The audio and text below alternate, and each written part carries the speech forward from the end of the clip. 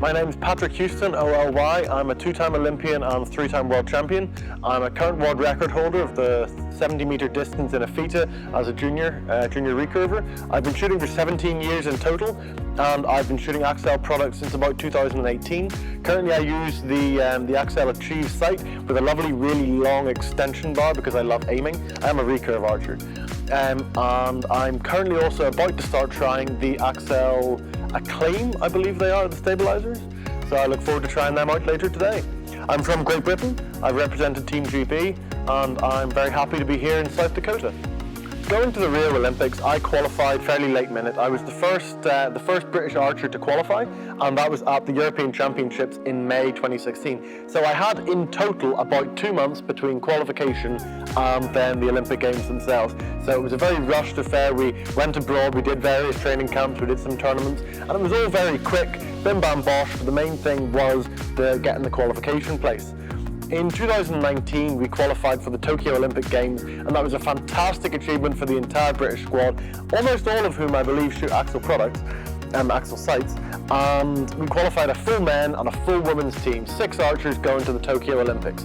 And that was lovely because we then had a whole year to prepare, train, and be ready to perform at the Tokyo Olympics in 2020. Obviously, some things got in the way of that, and that extended things out. So we had, instead of a year, we had about 2 full years of time to prepare and to train, and with all the disruptions that the coronavirus pandemic brought in, that meant a very, very different route into the Tokyo Olympics compared to the Rio Olympics. The main thing that disrupted myself was the lack of competitions. I'm a competitive archer, through and through. The one thing I live for in this world is to be up on that stage competing against other archers, doing what I've trained, what I've put my life and soul into, to be able to shoot an arrow into the middle, to go out onto a line and try and do that better than the guy to my left, to my right, depending on what type of format it is, whether it's a cumulative score, set system, whatever. I'm a competitive archer, and to lose that competitive training really, really did affect me. It takes away motivation, it takes away fine skill, it takes away the competitive skill itself, it takes away the conditioning of adrenaline in your nervous system. You know, when I'm up on that competitive line, there's a chemical rush through my body that helps me to perform to those heights, and without that competitive experience, I lose that conditioning, I lose what's being used to that. We came into our selection shoot early 2021, and we had 6 days of selection with 6 guys going for 3 places, and it was the highest selection shoot we'd ever had.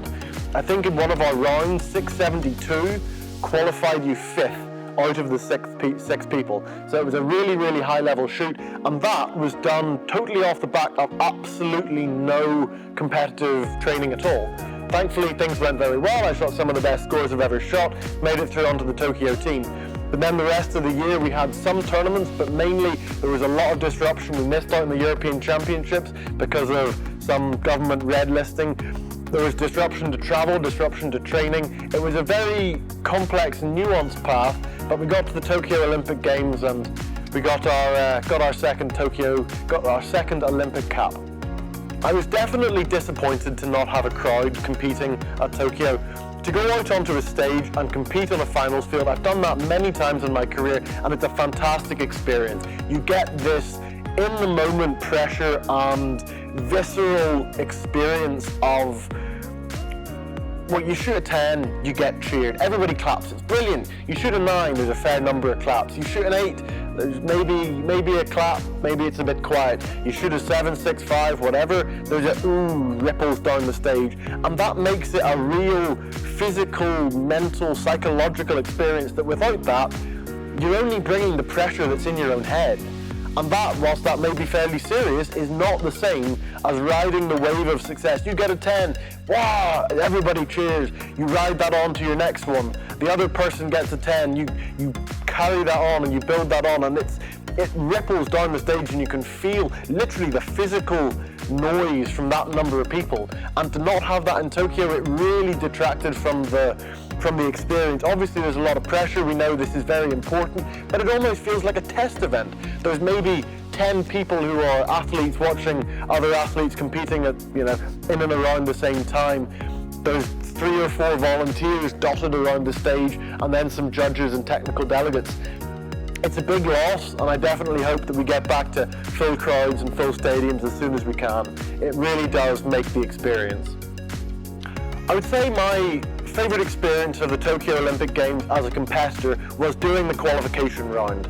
Everybody's on the line, all the male recurve shooting at the same time, and we've got an awful lot at stake. We're all competing, there's an awful lot of people, there's a lot of energy, there's a lot of buzz. We've done our practice sessions, we've done our warm-ups, we've done our 3 ends of practice, and then the qualification starts. That buzzer goes for that first 6 arrows, and you know that across the line, everybody's adrenaline, straight up, everybody's cortisol, straight up. All of these different sensations, all of these impressions inside ourselves, they're absolutely revved up to the max. And the great thing that I really enjoyed was the music that was played as well. It got everybody going. It was really high intensity music that was revved up each end, and then we'd go and collect our arrows and it would calm down a bit. Then we'd come back, and that last 30 seconds as the last judges are walking towards the line, the music would come back up again and the tempo would increase, and we'd get everybody pumped, everybody going. And I remember I love being amped up to shoot.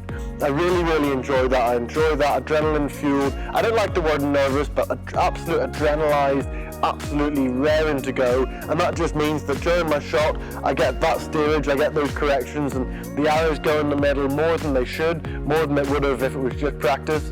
And I absolutely love that energy. Going and competing on the final stage, there's a lot less energy, as I said. It's all that mentality inside yourself. So going out onto the qualification stage where you've got everybody shooting, all the coaches, all various media, loads of that, there's just lots more energy, lots more stuff to feed off, lots more enjoyment. I would say the best feature of the AXCEL Achieve is the scale of the windage available.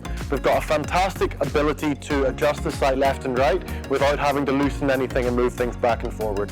I find it very, very useful to be able to keep aiming in the middle, adjust things with my bow, and have the ability to just move my sight back and forth. Gives me lots of flexibility to work with the tuning, lots of flexibility to work in different wind conditions, different cross slopes. I shoot a lot of field archery, so having that ability to move the sight back and forward where I need to without any limitations put on me because of the kit, it's been really, really beneficial to me and something I've really enjoyed. I do have to give extra special marks to I think it's more than a foot. I think it's about 14 inches, my sight extension. I love aiming. I really enjoy shooting a very still, steady sight pin. Having it further away from me is fantastic. I find that really helps me with my accuracy, and it helps me with a lot of internal confidence. So I really enjoy having that extra long sight extension on there as well. I would recommend anybody to try out some of the AXCEL products, particularly the AXCEL Achieve that I've shot for years now. I believe it's a very solid, very reliable piece of kit. There's fantastic adjustments, there's lots of range, there's lots of movements. It's a really precise click mechanism. You see a really good adjustment, each individual click. You can see the sight moving up a small but consistent amount. There's a nice amount of space on the sight bar, which is particularly useful if you're doing any kind of multi-distance shooting, field archery, 1440s, whatever it is. You're able to put a nice big sight tape on there. You can waterproof it, putting sellotape over either side, Scotch tape as I think you guys call it. It gives you lots of flexibility, provides every feature you need, and it's great to work with a wonderful patriotic company such as AXCEL. I think one of the favourite things that I like about the TrueBall AXCEL family is that they improve everything they're doing. They might make a great product, and that's fantastic. It's wonderful for them to be so innovative and so productive with making really, really good products, but they then take on advice, they take on suggestions, they take on any complaints or anything that might be able to do to improve their product, and they make it the best they possibly can. There's a good price tag attached to the kit, and that's because what they're producing is absolute top-end quality, made to be the best. It's made for the best, and it's made to be the best. It's made better and better and better so that it can continue to service the best archers in the world and everybody else that wants to use an AXCEL product.